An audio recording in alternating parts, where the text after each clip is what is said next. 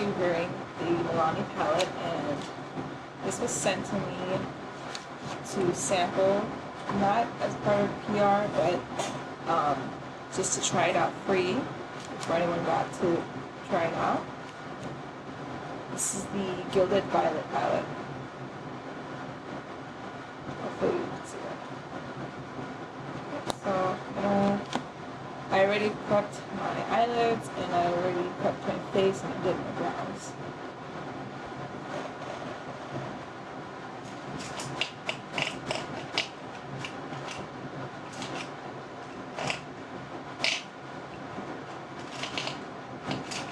I get a dense, fluffy brush.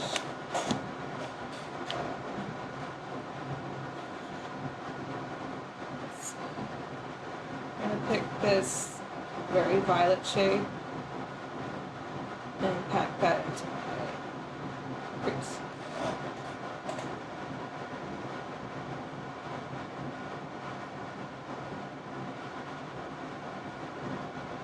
Oh wow.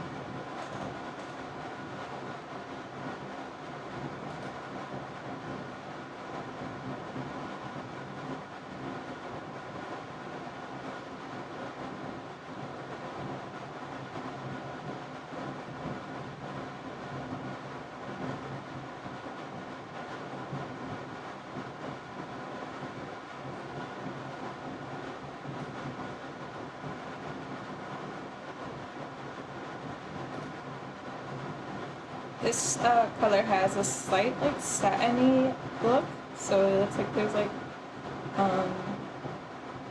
maybe micro shimmers in it. So hopefully it blends out well when I start putting other colors.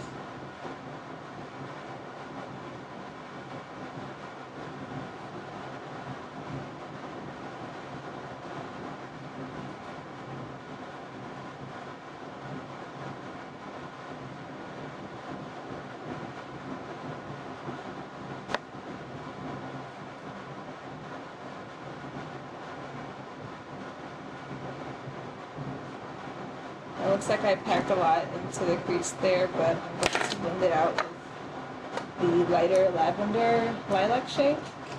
I already pre-swatched these colors when I got them, just because I wanted to see how they would, how they would swatch.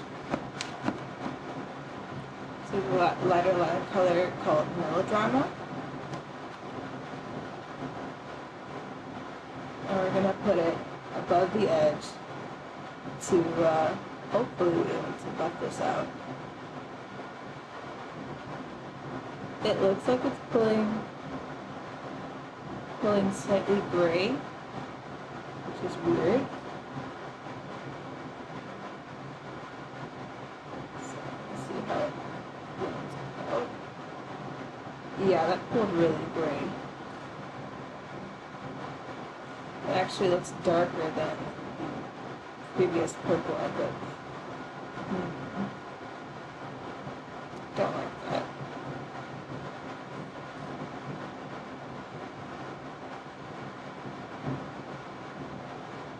The first purple is very beautiful. This second lavender purple is it's really smoky. It doesn't come off as pastel as it looks in the palette. Hopefully I can put this on top to make it look better.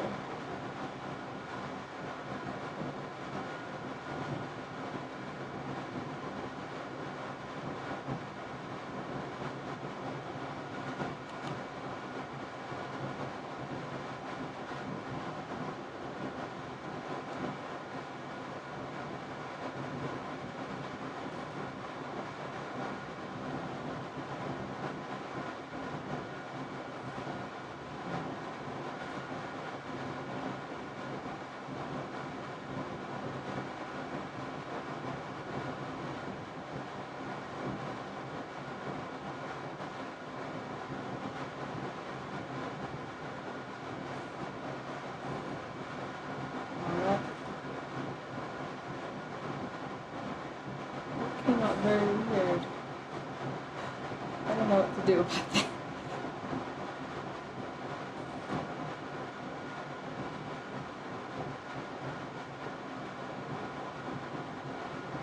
actually don't even see this color. What is it? A maroon kind of burgundy color called Kiss Kiss. I've been trying to buff out the purple that had the lavender on top of it, and you don't even see the difference. You just kind of see the purple like darken out, I guess, with that lavender shade, and it doesn't look good at all. So I might have to like redo this. Yeah, I don't like that at all. I'm gonna try to do something different on the side, and then I'll come back and do this eye on camera. So I had to redo the eyes entirely because the palette is kind of finicky and I wasn't liking the way it was looking. So I did this eye off the camera, and do it on the other side now. It's actually a little disappointing how actually some of the colors were coming out because of, you know, like I was trying to blend colors that looked like they would be transition colors, like Heavy Petal or Melodrama, and they just came out looking ashy, or like there would be no pigment and just kind of like blend into powder, which is sad. So what I ended up having to do after several tries was put Past Curfew, which is this deep blue pigment, and I made this halo eye. Oh yeah, halo eye spotlight, and it's the best I could do because this one has okay pigment, and it needs to be put like right on top of like a prepped base, because otherwise it'll be patchy, which is pretty sad. But when you have it like this and you build it up and then you blend it out with lighter colors, not the two pastel colors, but I'm going to use the purple to blend it out, then it looks much better than if you try to blend it out later with a transition crease underneath it.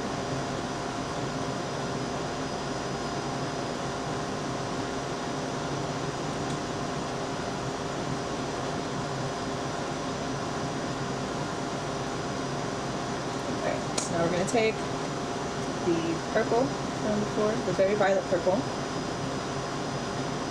and actually I'm going to clean it up with this brush. This doesn't have anything on it. It's kind of clean up the inner corner areas so it doesn't get dark there too fast.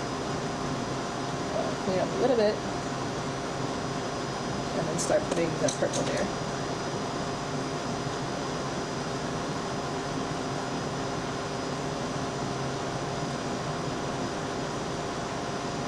So I'm packing the purple, but also kind of swiping a little because of the texture of this purple is slightly like satin, and satin matte colors are hard to just like pack or individually like do little circles on, so you have to do both, or at least from when I use it, that's my experience with them, because it's kind of like with a shimmer color, you have to swipe on, kind of like pat and swipe on a shimmer color.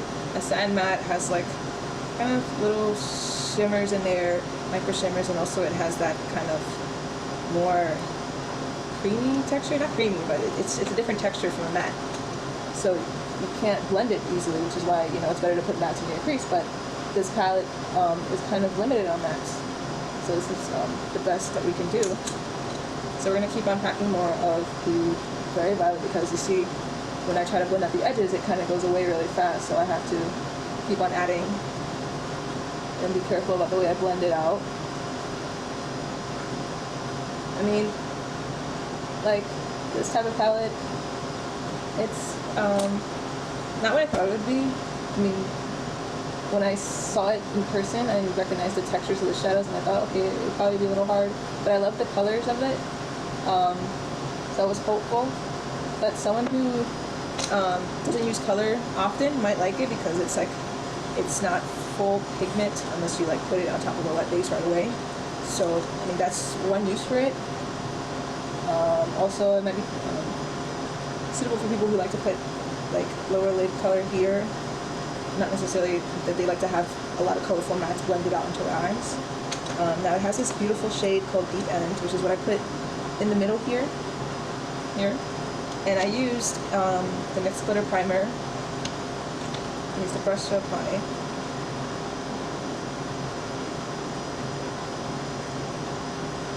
Because these type of glitters, if you don't put a glitter primer, it's gonna fall off immediately.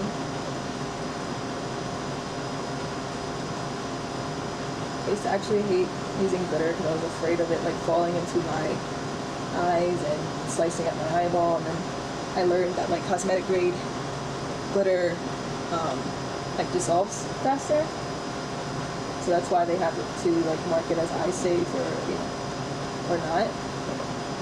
But it's still scary when it gets in your eyeball. At least for me it is. My eyes are very sensitive. And sometimes I wear contacts when I'm doing my eyes, so I don't know what that would do to my contacts. So after applying the glitter primer, I'm going to put shade Deep End, and the glitter Deep End into the middle, kind of in the form of a halo.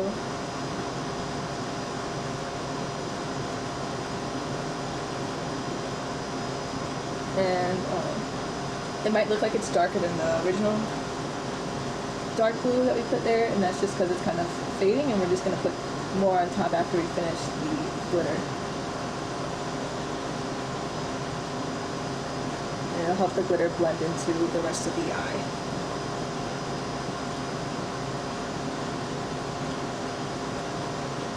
I hate trying to do things symmetrically sometimes, because you do something on this eye and it looks like it's straight up, but then this looks kind of like it's off to the side. It's hard to do things the same on each eye.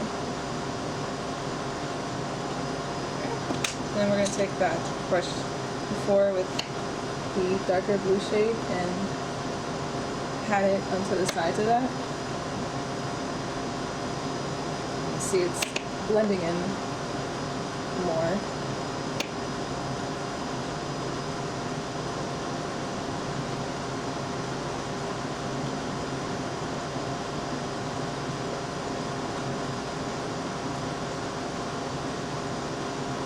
Yeah, there you go. It's blended much more. So I'm just gonna make sure I get some of these edges here.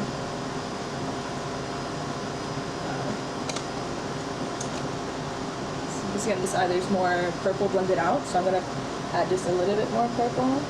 Though I kind of like it this way, but they have to match. So.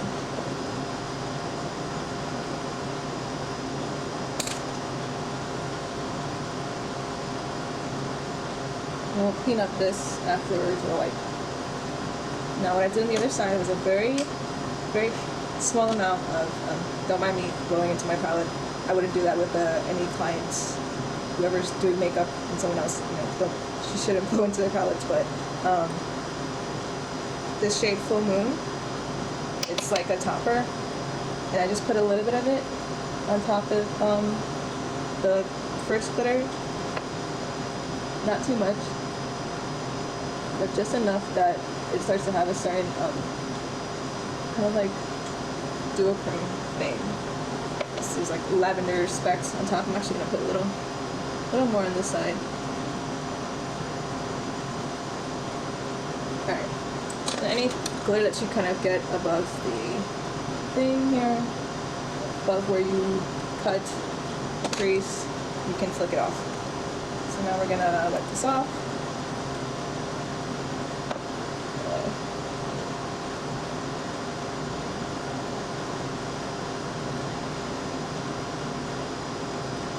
That's the one on my cheek. Alright, that's fine. Alright, now we're gonna, I'm going to do the under eyes right after I do my face. I'm not sure yet what to do for the lower lash line. I'll figure it out. I'm actually using the Pat McGrath foundation. It's a sample. Got from Sephora. And I really like it. I'd say it's probably like light to medium coverage. Pick up the brush.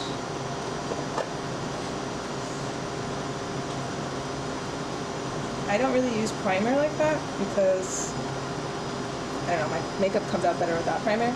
But in the summer, sometimes I use primer. I use a luminous primer around my outer areas. And I have the Milk Hydro Grip Primer that I use in the summer, but this is like very light foundation. I didn't want to put anything to make it matte.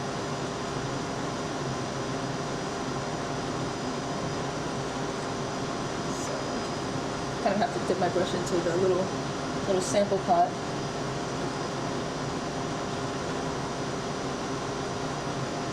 Now sometimes I've used this foundation and I put concealer on my spots, and then I put a little bit of foundation. It looks really nice. It looks like skin, and it's like really lightweight.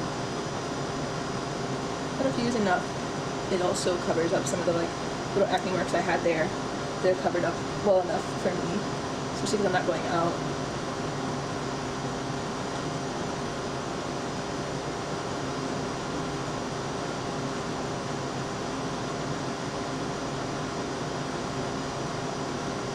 This foundation brush, by the way, is from BH Cosmetics. It's the rose gold brush set. It's actually pretty good, especially for liquidy foundations like this. This is more kind of like water-based foundation, so it's, I don't know. I like the way it helps everything out pretty well.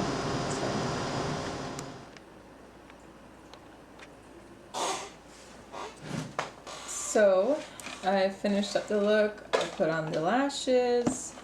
I did a quick lip, and I put the Milani Luminoso Keep It Full lip gloss on top.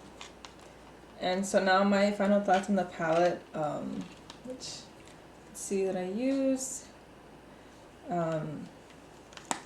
It took me a while just to get to finally do this look. Like, no, I didn't know what I was going to do initially with it, but still it was a struggle. I tried like two different looks before this one felt like the best for this palette, the one that made it look the best.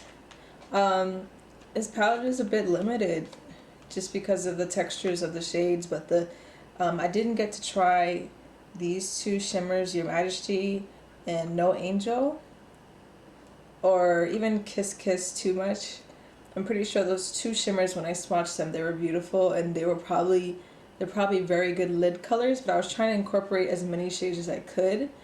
And I used, I would say, a good bunch of them while I was trying to create the looks. And the ones that were, I guess, the best in my opinion that I got to use, Full Moon is a beautiful topper. I didn't get to use it too much, but when I put it on top of the other glitter, it looked beautiful. It's similar to one of their Hypnotic Lights toppers. Deep End is a beautiful glitter. Just have to use glitter primer for it.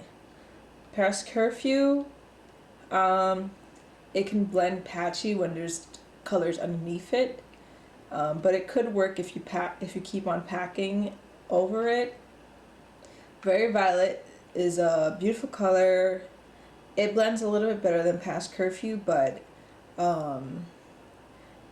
trying to use these two other shades, the Heavy Petal and Melodrama, to blend it out, you're not going to have any luck. Maybe if you're a lighter skin tone, maybe it'll work, but even then I think it's just about the amount of pigments in the shadows itself. Kiss Kiss was nice, but like I said, I didn't get to use it too much.